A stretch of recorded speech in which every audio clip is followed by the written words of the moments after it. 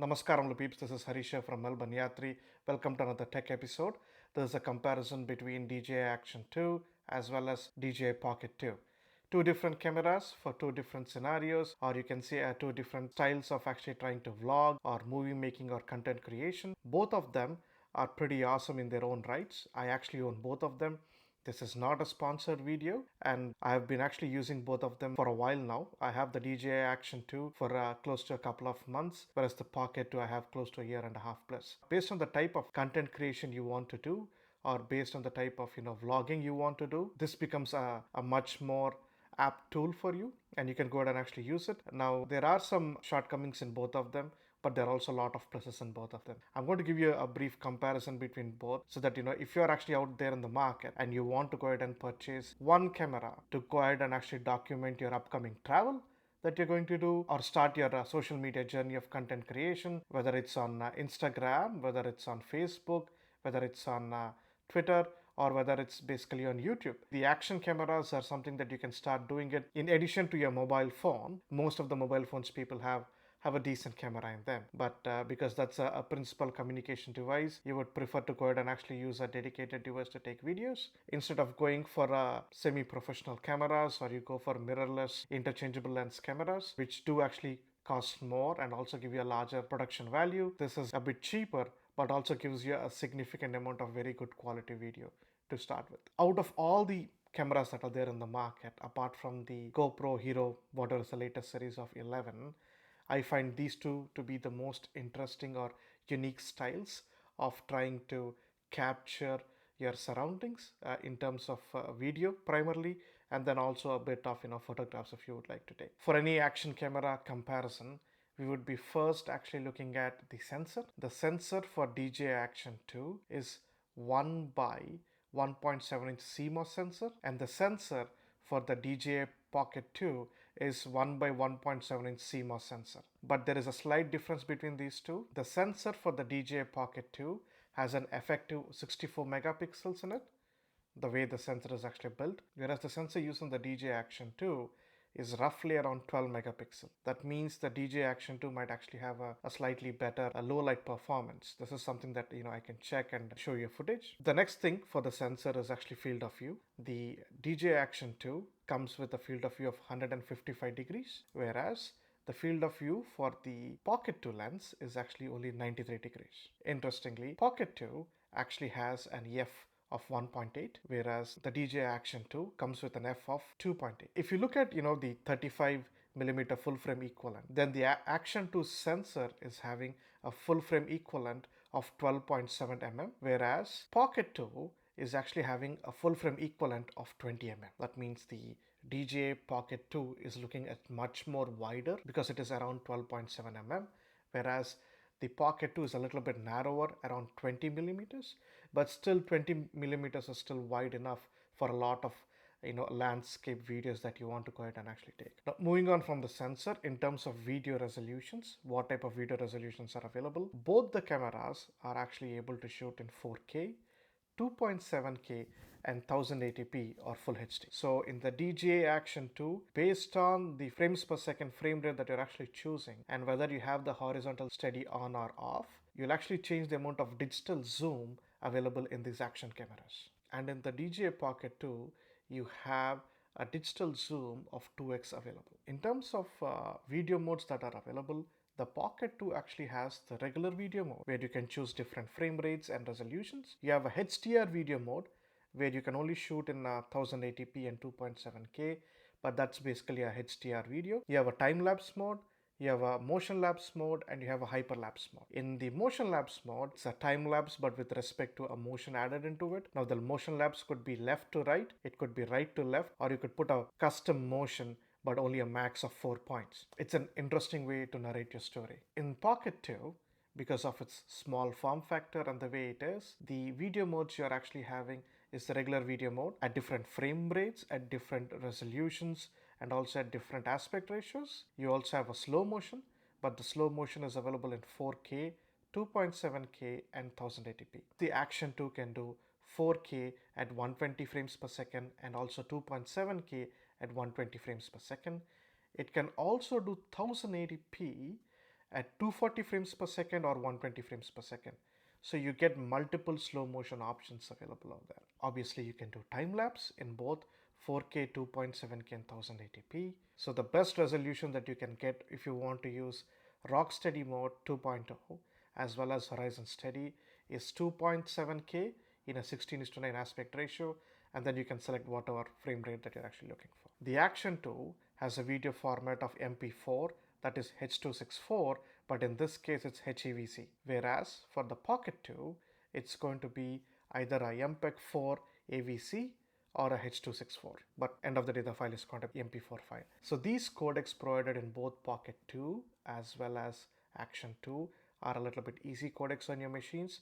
So you don't need a super spec machine to go ahead and actually edit your videos. This is a very good segue into the DJI Mimo app.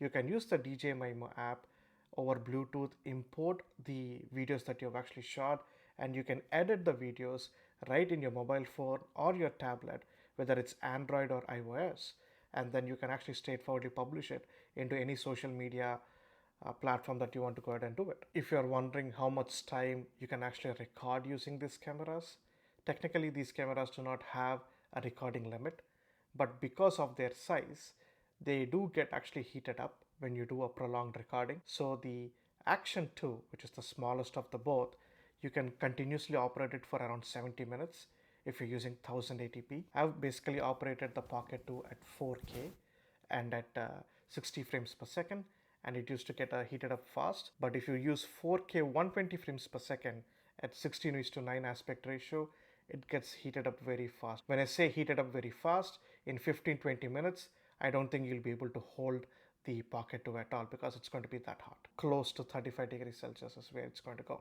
at that time. For the Pocket 2, especially if you're going to use the magic handle on it, shoot close to 140 minutes if you're doing at 1080p and 24 frames per second. 4K 60 frames per second, the max I'm able to actually hold it is roughly around 30-35 minutes. After 35 minutes, it becomes too hot for me to hold. I'll be putting it on a tripod at that point of time. If you're actually looking for a very long format content recording, then it's better you actually upgrade to a Sony ZV-E10. I think that's the best actually in the $1,000 range, which has unlimited recording time, interchangeable lenses, value for money, and something that you can actually expand in the future. So you do actually have slow motion modes available in both the cameras. The Pocket 2 offers two slow motion modes. One is for like you slow it down by 4x, the other one is slow it down by 8x. Both of them are by default available at 1080p, because at 4x you're using 1080p 120 frames per second, at 8x you're using 1080p at 240 frames per second. Having said that,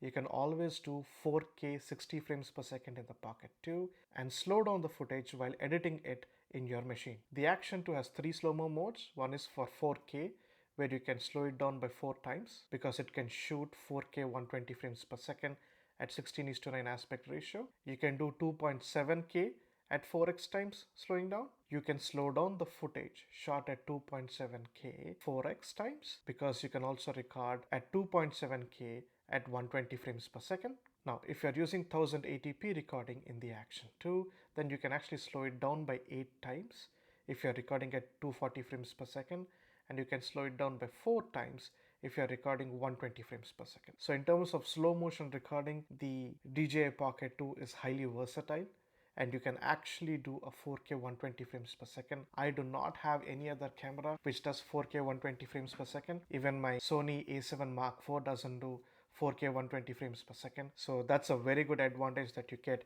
in such a small compact camera. But do understand, when you're doing 4K 120 frames per second, the camera does get heated up very fast. You will not be able to do continuous shooting more than 10 to 12 minutes. The ISO range for the Action 2 in the photo mode is 100 to 6400, and in the video mode 100 to 6400. The ISO range for the Pocket 2 in the photo mode is 100 to 6400 when you're operating at 16 megapixels. It's 100 to 3200 if you're taking a 64 megapixel photo in it. This is very interesting in the Pocket 2. In the video mode, it is from 100 to 6400, whereas if you're taking slow motion, it's 100 to 3200. Both of them basically have electronic shutter, and the electronic shutter speed goes from 8 seconds to 1/8,000th of a second. For the Pocket 2, for the Action 2, For the photos, it's from 30 seconds to 1 by 8,000 of a second, and for the video you could do 1 by 8,000 of a second. Now, very interestingly, the maximum photo resolution that you can achieve in Action 2 is 4,000 by 3,000, whereas for the Pocket 2, the maximum image size is 9216 by 6912 pixels. In the Pocket 2, as I've mentioned earlier, you can have two types of photo resolutions. One is a 16 megapixel one is a 64 megapixel one, whereas in the Action 2, you only have the 12 megapixel photo. The photo formats that are actually available in the DJI Pocket 2 are JPEG or DNG, which is like a RAW format for DJI cameras. And for the Action 2, the photo formats available are JPEG as well as RAW. You would get a better RAW image from the DJI Action 2, but the DJI Pocket 2 can give you a higher resolution image, like the 64 megapixel image. Now, because the Pocket 2 has inherently the gimbal attached to it, you can also go ahead and do a very good panoramic shots, where you can do a 3x3 panoramic shot automatically done by the Pocket 2, and there the field of view changes to 180 degrees. This is something very unique to the Pocket 2 because it's actually having an inbuilt gimbal into it. It's a 3-axis stabilization gimbal. It can pan from minus 230 degrees to plus 70. It can tilt from minus 100 to plus 50, and on the roll axis it can do plus or minus 45 degrees. That's an awesome controllable range. The mechanical range is for panning minus 250 degrees to plus 90, for tilting it's minus 180 to plus 70, and on the roll axis it's plus or minus 90 degrees. That's a lot of flexibility available on such a small camera, and the overall footprint of the gimbal along with the camera is so small that it can actually fit into your pocket. The max controllable speed on the gimbal is 120 degrees per second. That, according to me, is pretty fast if you're trying to move it, but also it's not that fast that you start getting a lot of motion blur in your video. It can take in a little bit of angular vibration, that is plus or minus 0.005 degrees, but then it's preferable not to subject the gimbal for a lot of vibration. The reason being is these motors are really small. If you subject them to that, then they get stressed a lot, and then you get unnecessary wear and tear on your gimbal motors. Both the DJI Action 2 as well as the Pocket 2, both of them can use Wi-Fi as well as Bluetooth to go ahead and connect with the DJI Mimo app on your phone or your tablet. They can actually transfer their photos and video across to the phone or tablet. You can do a remote control of these cameras from your phone or tablet using the DJI Mimo app. It's a very good app. Please do drop a comment below if you'd like to see a demo of the DJI Mimo app, either the Action 2 or the Pocket 2, and I'll go ahead and make a video of it. Looking at the physical aspects of these cameras, the DJI Pocket 2 is actually the lightest if you look at the camera itself, but if you actually add the camera along with its battery module or along with its screen module, the weight gets bumped up a lot. Like, I'll tell you in a funny way, if you're just using the touchscreen module, the touchscreen module itself is 64 grams. Vis-a-vis the camera, it's 56 grams. So the touchscreen module, which is having the touchscreen additional battery in it, is much more heavier than the Action 2 camera by itself. But because it's a modular camera, it's on a magnetic, attachment basis, it's preferable always to go ahead and have either the power module or the touchscreen module attached to it. So if you look at the base configuration, the power module is 56.6 grams, whereas the camera itself is 56. So that's roughly 112.6 grams together. That's around there. Whereas the DJI Pocket 2 by itself is 117 grams. Now you need to understand that the DJI Pocket 2 comes in its own cover, which actually protects its gimbal. It's always good to put in that cover and carry on. That cover also allows you to carry a few things. It allows you to carry tripod stand, which is made very specifically for the DJI Action 2. It's a very cool thing to go ahead and attach, and immediately anywhere you can actually put it there and start taking time lapses or motion lap videos. The other thing is it also provides you with a wide angle lens. I have lost my wide angle lens. Otherwise, normally you get a wide angle lens that you can actually put on top of the sensor, and then automatically your field of view actually gets increased. It does also come with two dongles, one for Android and one for iPhone. Unfortunately, I've actually lost both of them. They would actually just go ahead and slide onto these pins. I'm having my additional controller to slide in there and use that. I've never used the iPhone or the Android one to connect it to your phone and then or use the phone as your display piece to go ahead and look what you're trying to shoot at. You can actually do that if you want on the Pocket 2.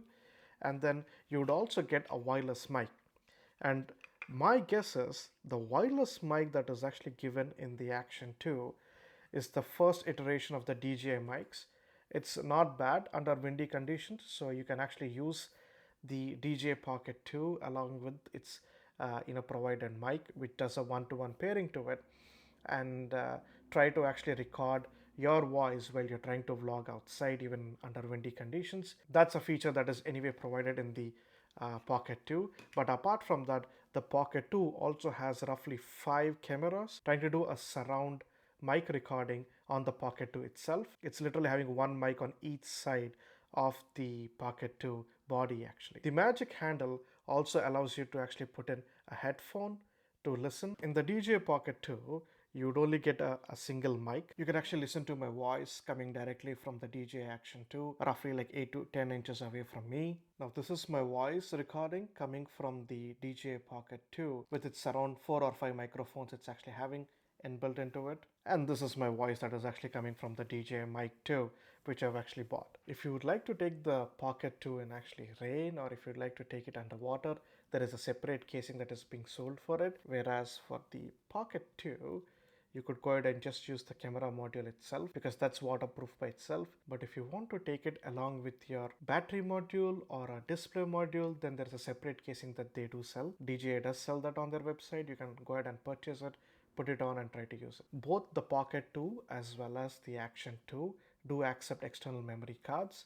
And then there is a list of approved memory cards which are there on the DJI website that I'm going to put here. Those are briefly the differences between the DJI Action 2 and Pocket 2. So you could actually buy any one of them and happily start making content the moment you actually have it, and go ahead and publish them on social medias. The only thing is the style at which you would like to shoot the videos, or the style at which you want to record the content for your personal vlogs or for your social media posting would actually dictate the kind of action camera or video camera that you're going to buy between these two. Let me know whether you would prefer a Pocket 2 or a DJI Action 2. Until we catch up on the next video, wish you all the best. Peace. Namaste.